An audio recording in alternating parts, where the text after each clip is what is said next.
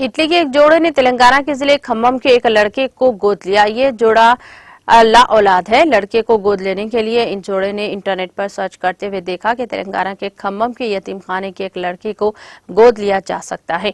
इस जोड़े ने हुक्काम से फौरी राब्ता किया और लड़के को गोद लेने के लिए दिलचस्पी का इजहार किया। इस जोड़े ने यहां पहुंचकर इस खुसूस में तमाम खवानीन को मुकम्मल किया। लड़का भी इनके साथ जाने को तैयार हो गया।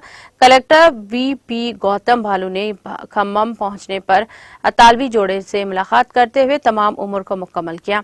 एक खातून ने 10 साल पहले अपने बेटे को खम्मम के यतीम खाने के हवाले किया था क्योंकि वो इसकी परवरिश के नहीं कर सकती थी। इस वक्त ये लड़का चौथी जमात में था, ज़ेरे तालीम।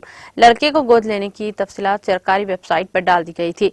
अतालवी जोड़े ने साल जून में हुकाम से राब्ता किया था। उन्होंने तमाम मालूमात जमा करवाई। गैर मुल्की गोद लेने के मजाज एजेंसी के ताउन से दस्तावेजात मांगे गए।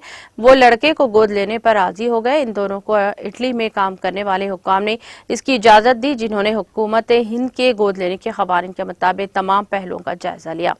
4 माह तक लड़के की काउंसलिंग के बाद हुक्काम ने यह अमल मुकम्मल किया।